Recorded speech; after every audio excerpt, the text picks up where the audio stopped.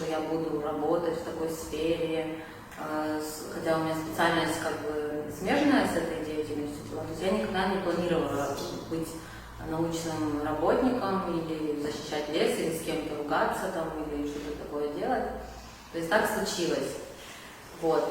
И с первого дня устройства на работу я завела соцсети, потому что это был 2021 год, мы все активно пользуемся соцсетями. Я вообще с первого дня, когда у меня личный аккаунт появился, я публиковала постоянно фотографии. Все, что видела, траву, дерево, цветочек. Я люблю это, и до сих пор у меня все эти фотографии в ленте есть.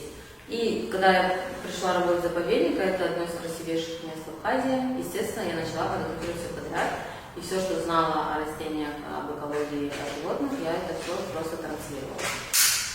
И еще главным критерием, почему я начала именно с соцсетей, потому что я пришла в учреждение, которое я как житель Пицунды ничего о нем не знала. Мы все знали, что это заповедник, но никто не вдавался вообще в смысл этого слова, потому что если вы почитаете, что такое заповедник, вы поймете, что это самая ценная земля в любой стране. Но по факту у нас в Абхазии это не так.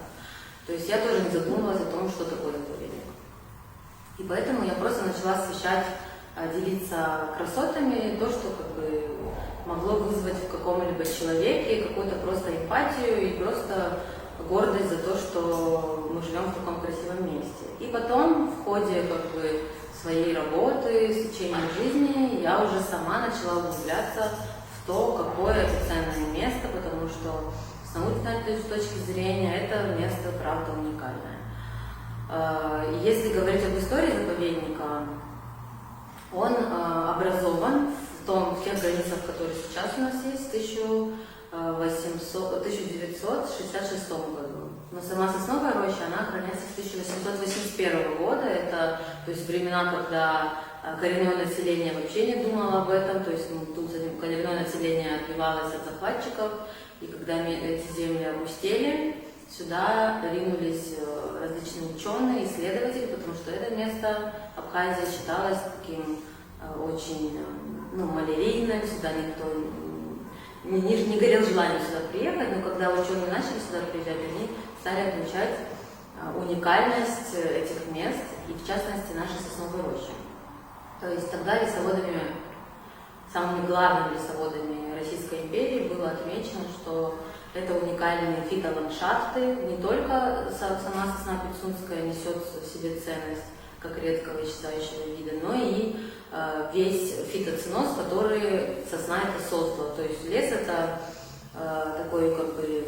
это такая экосистема, которая внизу под собой создает определенные условия для произрастания других видов растений, то есть травянистых, кустарников. То есть, и вся эта экосистема была признана реликтовой, то есть деревья, трава, мох, все, что растет под ним, считается как остаток той древней флоры. То есть, и поэтому люди, которые хотя бы чуть-чуть понимают, как вообще, какая история у планеты Земля, что был ледниковый период, что жили динозавры когда-то на этой планете, и как все это менялось, что какие-то виды исчезают, какие-то новые виды появляются. Поэтому наша задача этот заповедник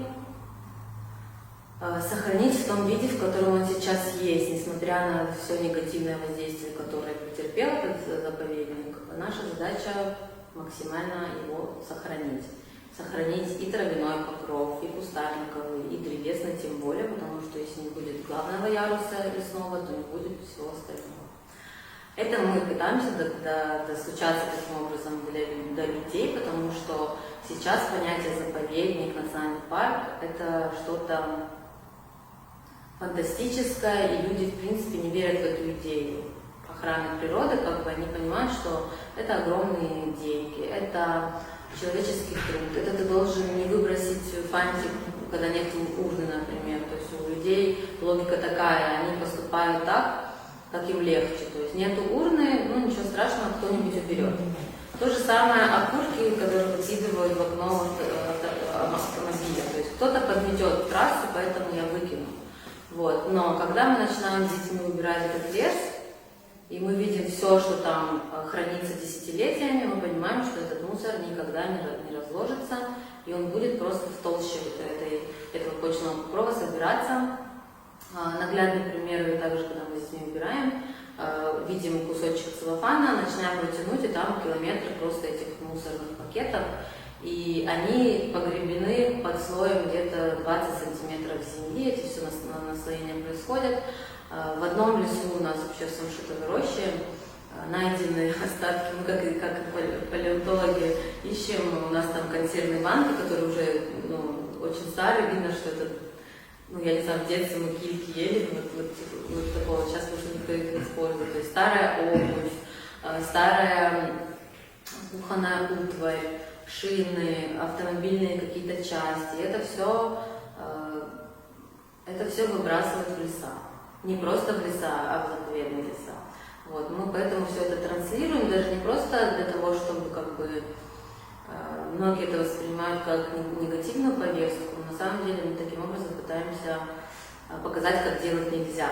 Потому что чем больше ты освещаешь какую-то проблему, тем больше человек начинает задумываться. Даже если он сам выбрасывал мусор к соседу в огород, грубо говоря, он задумается, чем больше людей об этом будут говорить, до человека дойдет, я все-таки в этом убеждена, потому что за 4 года моей работы в заповеднике в первый год, конечно, надежд было очень мало, и казалось, что, как говорят, мне даже такое говорили некоторые чиновники, что у меня розовые очки, и пора их снять, потому что мышление европейское, что такого не будет, никаких позитивных изменений не стоит ожидать. Но на самом деле за 4 года работы есть результаты, хоть они в первый год я была более амбициозна, конечно, чем сейчас, но результаты они налицо, поэтому это еще раз доказывает, что мы не потеряны, как на самом деле, как люди говорят, и до каждого человека можно донести какую-то идею. Но главное показывать своим примером в первую очередь и добиваться поддержки общества в целом. То есть нужно обязательно добиваться поддержки государства, каких-то общественных организаций, просто отдельных людей. Даже то, что мы имеем большой отклик у детей, занимаясь с ними, дети очень любят убирать мусор почему-то. Они прямо приходят на занятия, они говорят: пойдемте убирать мусор. Им это нравится, я не знаю почему, но смотря на эту деятельность, и родители, и родственники детей, то есть и сами дети, им кажется, что они делают что-то очень хорошее, и это на самом деле так. И дети, как никто другой, они лучше всего подают пример своим родителям, своим одноклассникам, что это что-то хорошее, и за это тебе скажут спасибо. Еще очень классный случай. На всех наших субботниках мы в лесу убираем, и там много прохожих, отдыхающих, местных, пожилого возраста. В основном люди ходят, и каждый прошедший, он хвалит этого ребенка. А для ребенка очень важно получить одобрение от взрослого. И когда это просто делает какой-то прохожий незнакомый, им это очень нравится. Поэтому я нахожу в этом огромный плюс, и это, в принципе, рычаг воздействия на общество бесплатно, то есть ничего это не стоит, просто нужно людей собрать в этом месте в определенный день. Что я выбрала именно эту специальность. У меня есть специальность своего парка ландшафтное строительство. Как-то с детства все мы в огороде что-то делали, что-то сажали. Но потом как-то жизнь так сложилась, что я поступила в аспирантуру, а там предполагалась научная работа, написание докладов, диссертаций, немножко даже поработала в институте. То есть как-то так все получилось само собой. И когда я вернулась в Пицунду, в тот момент, в 2021 году, после пандемии, после всего этого, как-то так получилось, что я случайно узнала, что в заповедник требуется научный сотрудник. Вернее, даже нет, я просто гуляла по лесу и своей сестре сказала, что как жалко, что тут видно, что лес запущенный, что интересно, как это вообще тут все происходит, где этот, мы знаем, что это заповедник, но по факту мы не знаем, как это все устроено в заповедниках. И она как раз сказала, что была какая-то комиссия архитектурная, она архитектор, и рассматривали там какое-то дело с объектом, который граничит с заповедником. И она сказала, что я видела директора заповедника, если хочешь, я спрошу у него насчет вакансии. А я тогда работала дистанционно, то есть у меня не было привязки, в принципе, у меня все было хорошо, как бы, и просто мне всегда было жалко потраченное время на обучение, на аспирантуру. Я всегда думала, зачем мне эта аспирантура, если я не работаю в этой теме, в этой сфере. И думала, зачем я там училась. И тут, получается, мне эта аспирантура пригодилась. Меня сразу же взяли на работу. На работу меня взяли как везде, наверное, на студентов госучреждения такого формата. И все думали, что я буду работать, приходить раз в неделю. Мне так и сказали, что график свободный, потому что делать по факту нечего в учреждении, где бюджет годовой 300 тысяч на все про все. Ну, это без зарплат, как бы, ну, то есть 4000 гектар, как бы, да, и что делать с этими деньгами, как бы, да, вот, ни туда, ни сюда. Ну, до бюджета мне было далеко, то есть я не понимала вообще, какие деньги были заложены. Просто я пришла на работу, и первое, что начала делать, это разгребать себе кабинет, который мне дали, он был завален книгами. У меня мама библиотекарь, и к книгам у меня особое отношение. Потому что таких специалистов очень мало, и как бы им нужно было найти людей, которые разбираются хотя бы чуть в растениях. А тем более я умела это все изображать в 3D-визуализациях, то есть это как бы нужно было. Вот. Рабочий день, он прививал мне интерес, потому что я видела, что там внутри. Это летописи природы 60-го года, например.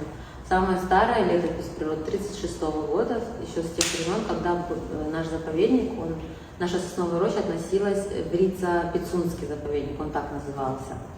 И то есть, смотря на эти старые фотографии, как раньше, кто работал, я полазила в архивных папках, в личных делах, я узнала, кто работал в заповеднике. Это были лучшие лесоводы, энтомологи, ботаники.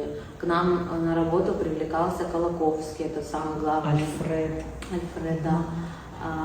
Он, самый главный, я считаю, ботаник в Абхазии, который оставил такое наследие, которое никогда, я думаю, никто не повторит. Изучил флору полностью от А до Я. То есть он был направлен от ботанического сада в Пицундо-Миссерский заповедник. Кстати, его жена тоже была ученая, они вместе исследовали флору Пицундо-Миссерского заповедника. Они написали книгу в 80-х годах, где проведен полный анализ и геологической истории нашего мыса, и формирования этих насаждений. То есть все изучили и обосновали, что этот заповедник нужно сохранять. И в 80-х годах они уже тогда били тревогу, что антропогенная нагрузка колоссальная, хотя наша роща была закрыта тогда заборами, люди туда не заходили. Но тогда тоже кто-то перелезал эти заборы, и каких-то там 50 человек в месяц, которые заходили, они, кстати, подсчитывали, сколько людей заходило, я не знаю как, они били тревогу, что это недопустимо, нельзя ни в коем случае. И сейчас ситуация, когда у нас на каждом шагу дыра в заборе, и любой желающий может пройти и проехать. Но за несколько последних лет мы проезды хотя бы закрыли эти. То есть эта работа, на самом деле, кажется, что просто ворота нужно закрыть, замок повесить, но эти замки ломались. Это рыбаки, это просто какие-то пьяные люди, которые на машине хотят заехать на закат посмотреть, например. Они берут просто, замок этот навесной, его сломать можно, мне кажется, камнем просто. То есть это ежедневная работа по выявлению нарушений и по уведомлению нарушителей, потому что мы знаем примерно, что вот у того человека кафе там, и он проезжает, и это, наверное, он. Или там поиск по камерам, например, или вот просто ходить по лесу и смотреть, кто заехал на машине. То есть это практически каждый день, и это удалось сделать благодаря, наверное, настойчивости какой-то и отсутствию стеснения, потому что в нашем обществе стыдно подойти и сказать, что ты заехал не туда, или ты не туда поставил машину. И я этим занималась. Потом, чуть попозже, удалось собрать небольшую команду у нас в штате молодых лесников, которым не стыдно было тоже подойти, кого-то попросить уйти, например, или уехать. И вот в одной зоне такой мы ее практически закупорили, и проезд закрыт. Только теперь пешие есть нарушители, но пока мы все не огородим, это Вот. И возвращаясь вот к старой истории, то есть понимая, какие умы работали в этом заповеднике и какие труды они оставили, а летопись природы — это ведение ежедневника, то есть все, что происходило в заповеднике, записывалось.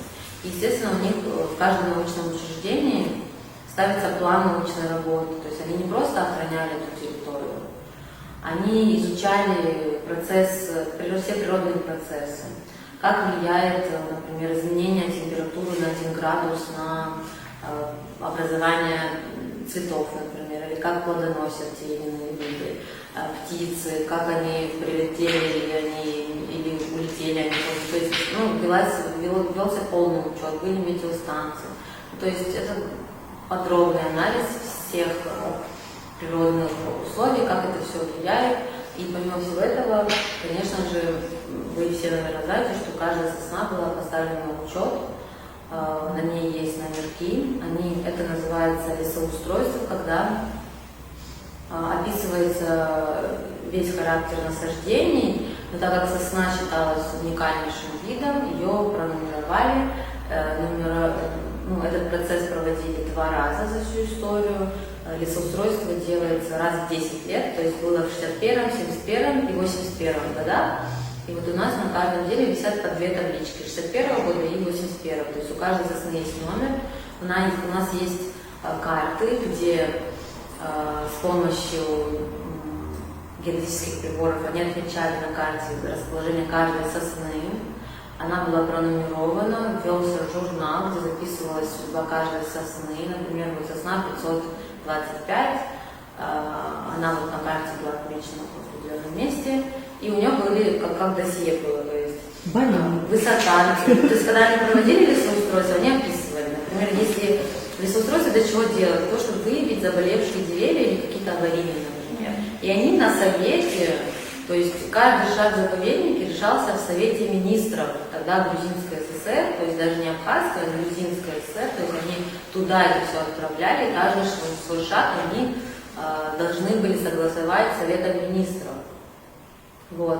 И это так было вообще интересно, то есть там работают профессора в этом заповеднике, каждый свой шаг они сначала напишут летопись природы, потом они должны написать какую-то докладную, которую слушала огромная комиссия, и только потом они рубили веточку, например. То есть каждый свой шаг они очень сильно просчитывают. А как сегодня? Сегодня мы, конечно же, соблюдаем этот регламент, мы отчитываемся перед комитетом по экологии, но это все, конечно, совсем не то, что было раньше, но это зависит, конечно, от многих факторов. Самое главное – это отсутствие финансирования, и, знаете, мне кажется, большая проблема – это отсутствие профессиональных кадров, потому что я вот, например, я не профильный специалист, я не лесовод отдельно, я не энтомолог, я не ботаник, я даже не биолог, то есть я инженер силового строительства, а эта специальность включает в себя по чуть-чуть все эти специальности. То есть я прошла профпереподготовку по лесоводству, но это все равно не то. То есть углубляться в каждую отрасль науки я не имею возможности сейчас, потому что нету времени.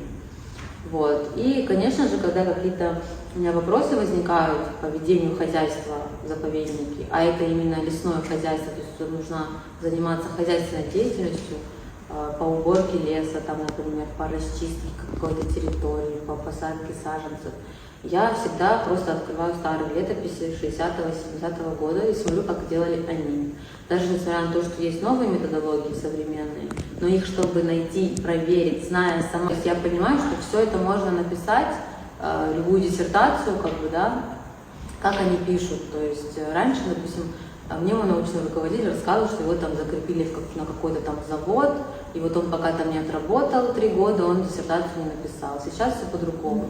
Поэтому я все-таки доверяю больше старым изданиям, старым книгам, несмотря на то, что какие-то данные устарели, но все равно принцип не меняется. Вот. Поэтому я стараюсь вот соблюдать этот регламент ведения хозяйства и, конечно, за все отчитываюсь перед комитетом по экологии. Но этот процесс очень длительный. То есть это нужно пойти в лес. Во-первых, нужно вовремя зафиксировать какое-то, ветка упала там или дерево упало. То есть не всегда получается это сделать вовремя, потому что штат маленький. возможности все это обойти нет, потому что раньше у наших выпускников были мотоциклы, и они ездили, ну, они жили в лесу. Это в основном были всегда местные жители сел близлежащих, которые патрулировали и жили непосредственно в лесу. Второй момент тоже очень интересный. В Пицунской сосновой роще было 3 дома лесника. Кто был в Пицунде, то есть на этой небольшой территории было 3 дома лесника, и лесники жили непосредственно в лесу. После войны, к сожалению, эти дома ушли в частные руки, и там сейчас гостиницы. Это вот, и сейчас вот строить новые дома лесников, как бы, ну, нет возможности, и уже даже не понимаешь, даже не хочется, потому что не знаешь, что будет через 10 лет и кто его приватизирует. Я себе даже ничего не могу сказать, потому что я давно в это верю, потому что, ну, сейчас все мое время занято, конечно, этим. Ну, это, начнем с того, что это огромная ответственность. Допустим, когда я была старшим научным сотрудником, это совершенно другое. Там ты, в принципе, это был... Я относилась к этому как к какой-то творческой такой работе, где ты делаешь то, что ты хочешь, это то, что тебе интересно. И так совпало, что мне интересно было наукой заниматься и, ну, распространением этой информации, то есть просвещением. Тогда, конечно, все было очень легко, а сейчас уже другие проблемы, то есть ну, я могу проснуться от звонка, например, что мини-пожар случился, или кто-то заехал на территорию, там, или дерево упало на забор новый, который мы добивались 3 года, например.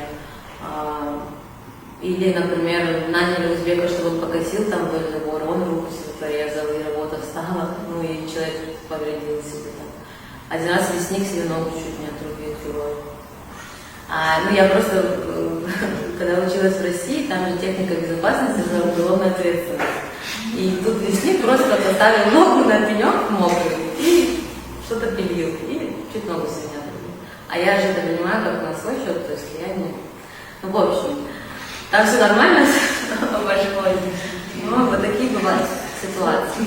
Ну и самое, конечно, неприятное, это когда ну, какая-нибудь свалка найдется, или кто-то звонит, говорит, там вот, ну, конечно, я чуть инфаркт не получила, когда узнала, что какой-то человек почистил около 10 соток нашего леса. Ну, там рос самшит, то есть самшит высок, как бы, там растет граб, который, ну, верхний ярус занимает, но территория наша. И самое ужасное, что это вскрылось только через неделю, через 1,5, то есть звонит глава администрации села Алтай и говорит, у вас там лес чистится, вы куда вы сейчас смотрите? А у нас в каждом участке есть лесник, который отвечает. Ну, сейчас, конечно, спустя год, например, еженедельных собраний по понедельникам, я добилась, ну, я не до конца добилась того, что каждый лесник имеет свой участок, и он головой отвечает за этот участок. И если случится так, что кто-то почистит лес или заедет, или что-то еще сделает, он просто будет уволен, еще и сверху получит.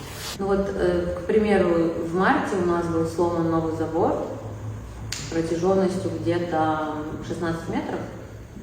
И я знаю, кто это, и я сделала, ну, написала акт, отправила в экологическую прокуратуру, и вот с апреля месяца до сих пор никто не был наказан. Ну, надо понимать, что заповедник – это очень красивое место. И у меня есть одна подруга, которая постоянно говорит, что ты там наслаждаешься жизнью, ты там не работаешь. Ну, то есть это место возле моря, это лес, там, ну, не знаю, там невероятная атмосфера. Просто из-за некоторых операционных моментов, ну, забываешь иногда об этом, в какой красоте ты работаешь. Ну и самая главная мотивация, это, конечно, то, что природа, это что-то такое, ну, сакральное для меня. И, конечно, работая для этой цели, я понимаю для себя лично, что я делаю что-то хорошее. Первое время, конечно, мне хотелось какую-то поддержку получить, наверное, какую-то, не знаю, моральную поддержку или какой-то, ну, чтобы кто-то оценил мой труд. Потом просто я поняла, что этого ждать я буду очень долго, и даже самые ближайшие люди иной раз не понимают, для чего это, потому что когда ты работаешь ради такого дела, ты пытаешься привлечь кого-то, чтобы тебе помогли, например. Или мои сотрудники, например. Я пытаюсь до них донести, что это наше общее дело, и вы, раз работаете в таком месте, вы должны отдаваться полностью, несмотря на то, что у вас зарплата маленькая. Либо покиньте это место, то есть я уже так разговариваю. То есть для меня мотивация вот такая, и, конечно, первое время я тоже ждала ее от всех, но просто потом приняла тот факт, что не все так относятся, и это мой выбор, и как мне многие говорят, что ты сама это захотела, ты сама взяла на себя эту ношу и как бы не жалуйся. Ну и в принципе я к этому пришла тоже.